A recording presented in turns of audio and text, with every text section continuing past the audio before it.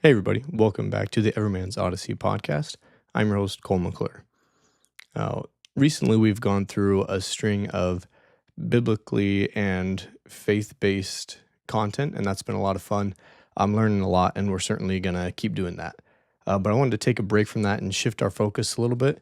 And I'd like to, on this episode, discuss the issue of homelessness. Now, wherever you are, and most certainly, if you live in my home state of California, you have at least observed um, an issue of homelessness, likely in your community.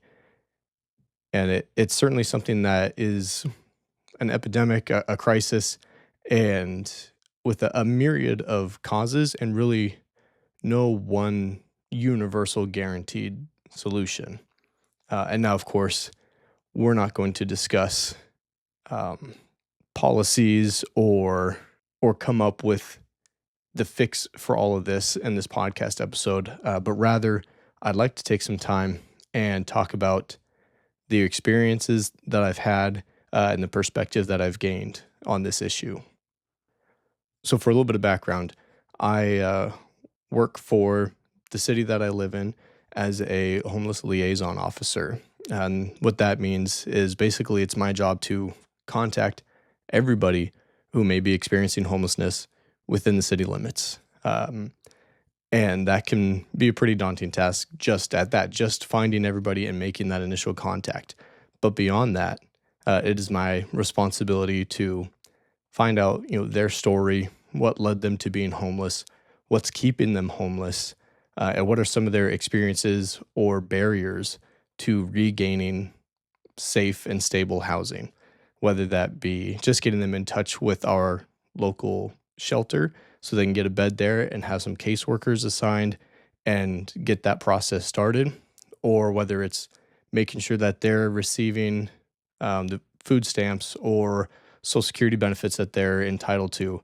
Often, if you run into homeless veterans, you need to get them in touch with the local Veteran Service Office, make sure that they have a claim filed for disability and or pension, and get them in touch with the resources that are best suited to them. And of course, oftentimes there are individuals with substance abuse issues, and we can schedule those first appointments, often even provide transportation to get them to those recovery appointments and get them back on track to the life that they could be living. And so already in my short time in this position, and in a very small town of roughly 14,000 people, I've already contacted over 250 homeless individuals and have tried to get their story and how we can help them. Um, for some, that means getting them back to where their family is. Some people end up stranded, whether they be from Virginia or Alaska or just somewhere else in the state, and they don't have a way to get home. We can find transportation as long as we make sure that they have that family connection and they're going to be taken care of when they get home. And as difficult and demanding and busy of a job as this can be, I absolutely love it. I'm very fortunate and honored to have this position where I can, represent our community and our city government and work hard to help people and hopefully make a difference in their lives and get them back on track. And so that's where I'm coming from, is having this experience, basically being a field representative for all resources and agencies in the area, trying to contact everybody and figure out what they need and how to get them there. And so, with my professional background out of the way there, I'd like to cover some basic statistics that give a broad picture of the situation of homelessness in America and in California specifically. So, California has an estimated 186,000 homeless people. And that is based on the most recent point in time count. And these are notoriously vastly undercounts. It is obviously hard to contact everybody based on, terrain or demographics or some individuals just not wanting to be contacted. So that 186,000, while it's a most likely an undercount, it represents a third of all unhoused individuals in the country living here in California. And of that 186,000 homeless individuals, the state has less than 75,000 shelter beds to offer. So at this point, with that approach, there's just no way, even if you could find everybody, get cooperation, we don't have bed space available for everybody. And now, it's certainly not all homeless individuals are experiencing homelessness directly because of drug addiction. You can't talk about homelessness in America without talking about the issue of opiate addiction. And so, just in America, nearly 50 million Americans admit to struggling with either drug or alcohol abuse. And those categories are almost split 50-50. And so, over 100,000 people in America died from drug overdose last year. And that's even with a 10% decrease over the year before.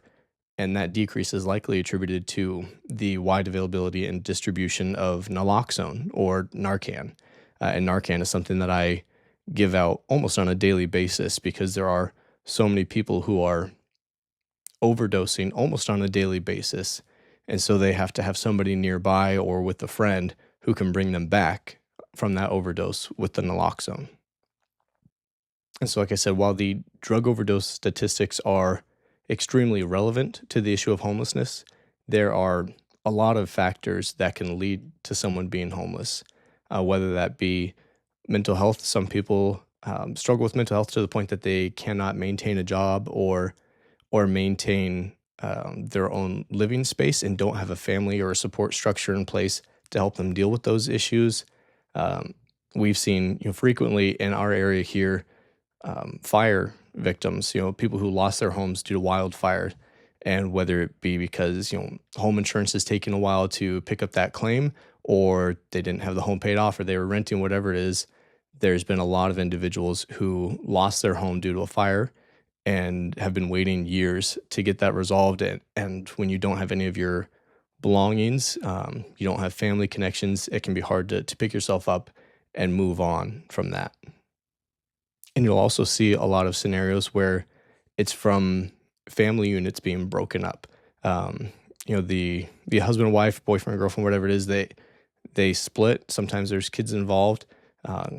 So one group will stay in the home, and the other one leaves. Or let's say, for instance, the husband leaves. Now he's homeless, or he's just off somewhere else, and that household lost a big chunk or maybe even all of their income, so they can no longer maintain their housing. So now the whole family becomes homeless, even if they're separated.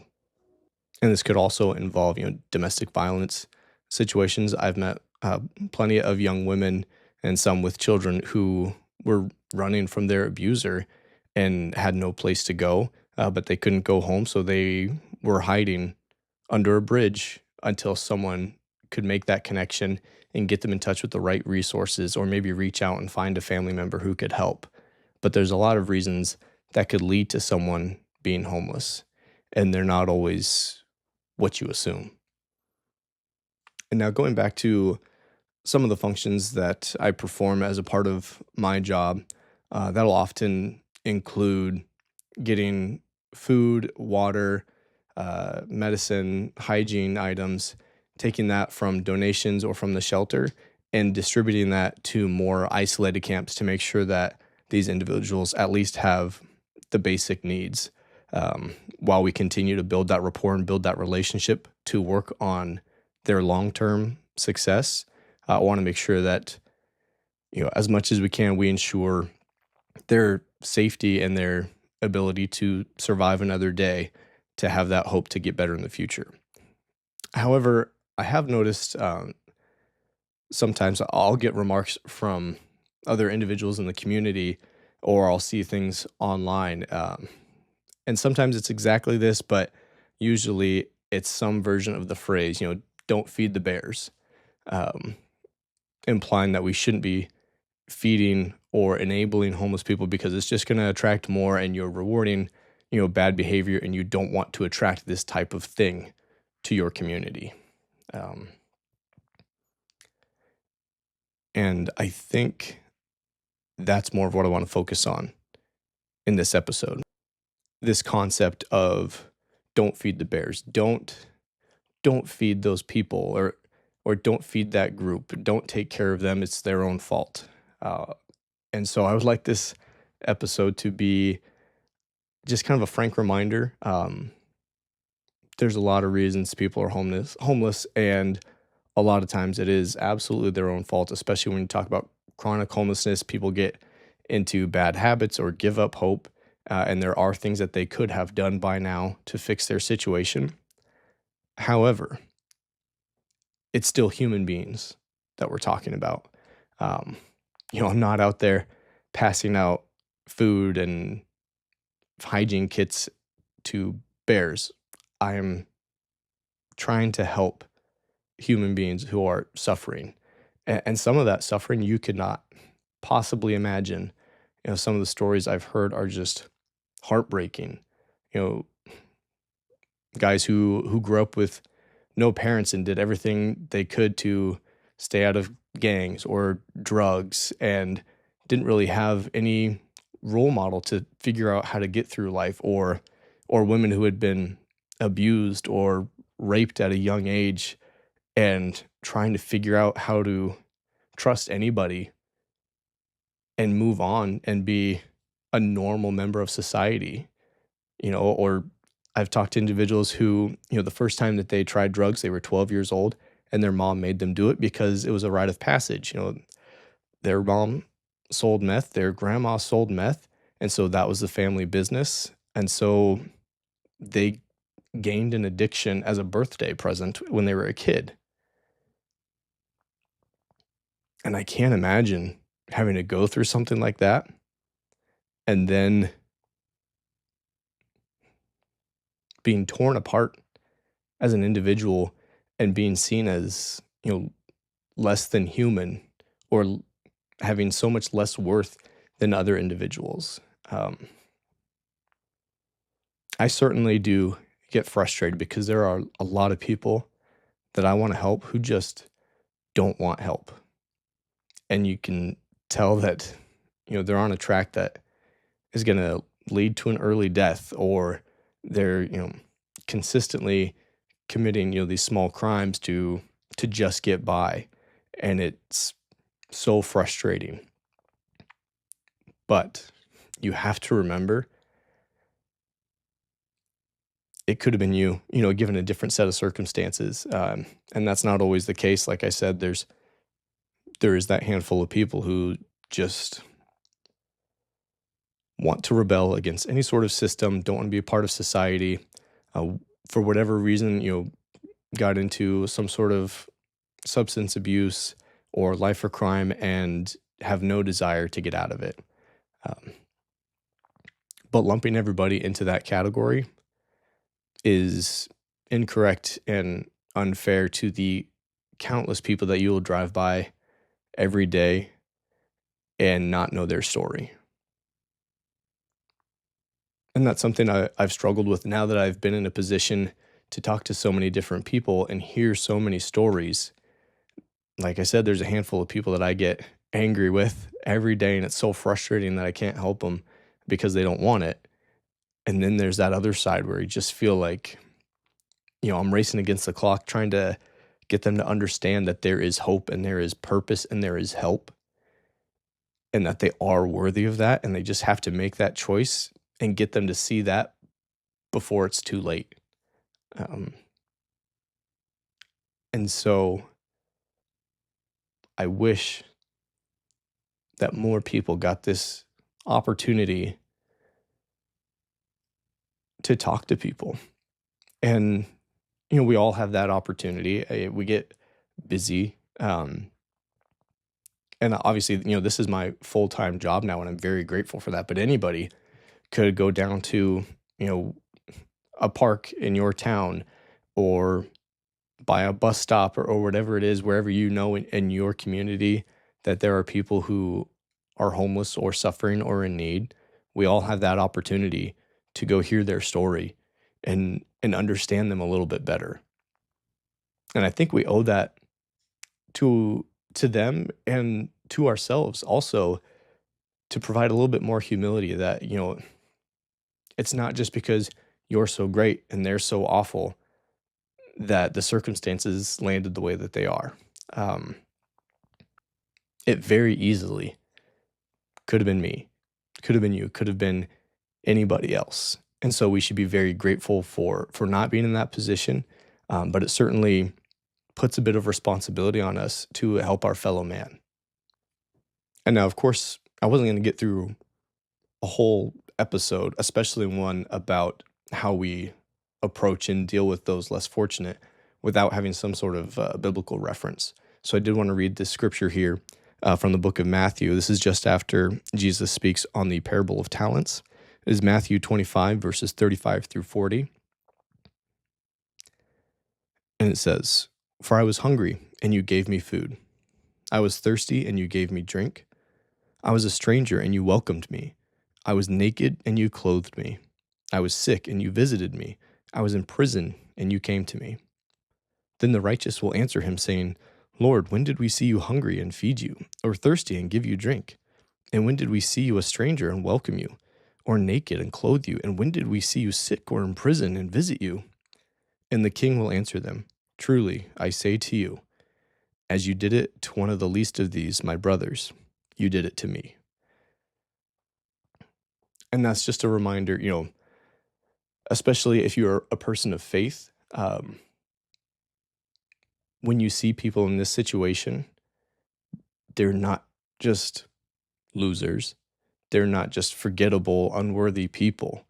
They are God's children, and they are an opportunity for you to bless them and to bless God and to do the work that you are called to do. And anytime you are performing a service to these people, you are performing a service to God.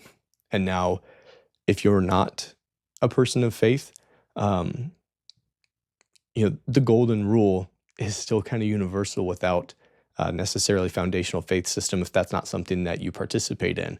Treat others as you want to be treated. And that doesn't matter. It doesn't say treat others how they treat you. It doesn't say treat others how you feel they deserve. It's just treat others the way that you would like to be treated. And so if you were struggling and in the absolute worst season of your life, would you want someone to judge you?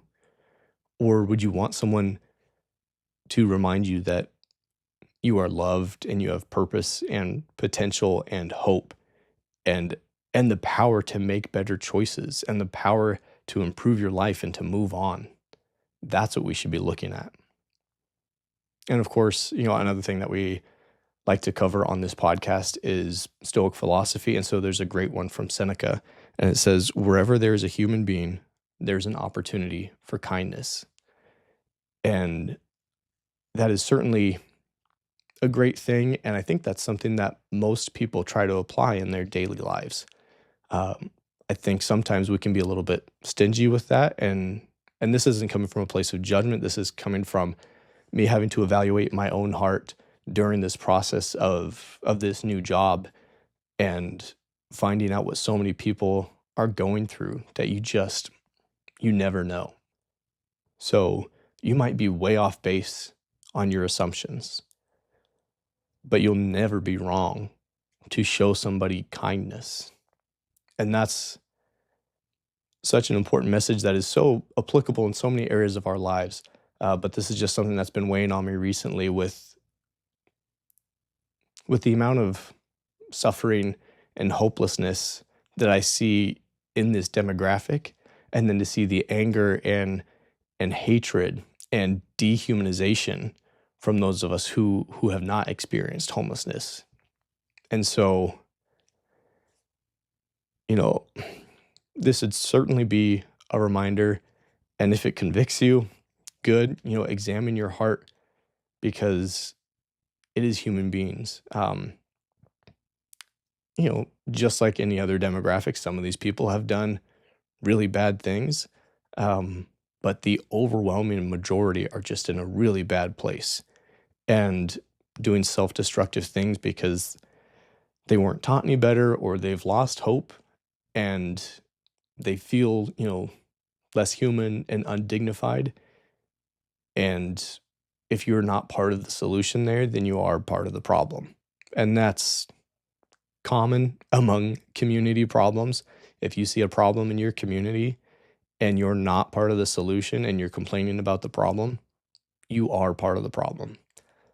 So, from a personal standpoint and in your own heart, examine your perspective and the way that you think about these people who are human beings, who are somebody's, son or daughter. I've talked to, the parents of some of these individuals who, are on the streets and struggling with drug addiction or mental health, and it just can break an entire family. And it's hard to know what to do.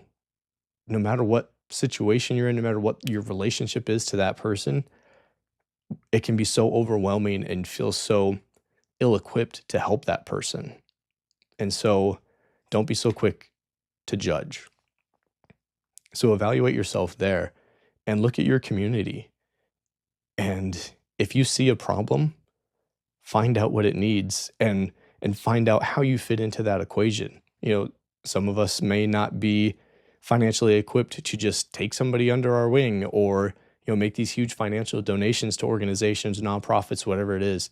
But you can volunteer your time.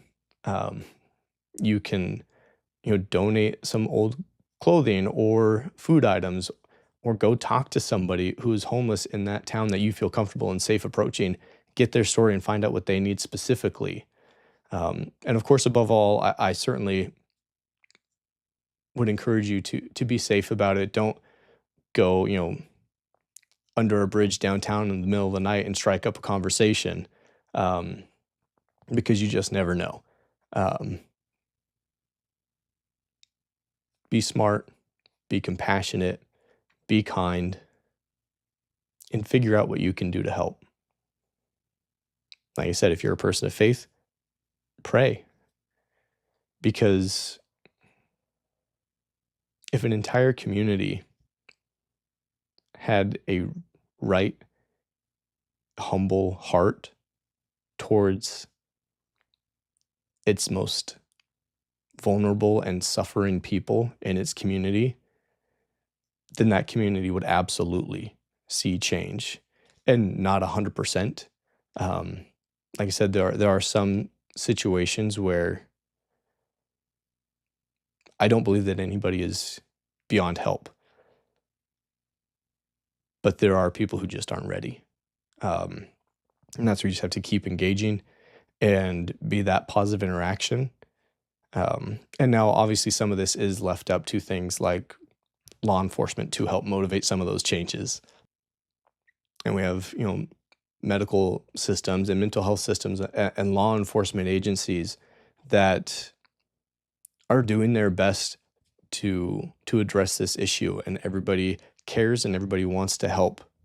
But this goes beyond a government solution, and that's something we've talked on the podcast before, is if you see a problem in your community, the community needs to be part of that solution. And just saying that, like, oh, well, I'm a taxpayer, so that's my contribution to the solution, is now I expect my government to go out and do everything that should be done and in the most efficient and effective way possible because I gave them my tax dollars. There's certainly an expectation and accountability that needs to be there for government agencies to ensure that that money is being spent wisely and that the problem is being addressed. But that doesn't mean that you're off the hook and you don't have to do anything else. So, I don't know, maybe today, tomorrow, take a look at your community and see where the need is and figure out how you can fit in, and maybe give some thought to what somebody might be going through when you see somebody having a mental health crisis walking down the street, or you see somebody, in a tent on the side of the road. Think past the surface and what would it take to get you into that scenario, and how would you get out if you had nobody? And like I said, this is not coming from a place of judgment. I'm not condemning anybody. These are things that I've had to go through and think about and struggle with on a daily basis as I do my very best to help in the capacity that I can.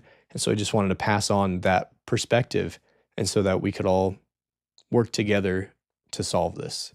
And whatever that might look like, it starts with people. And so I hope this helps you, and I hope that you take this and use this as you go throughout your day. Well, thanks so much for listening to this, guys. I really appreciate it. Take care.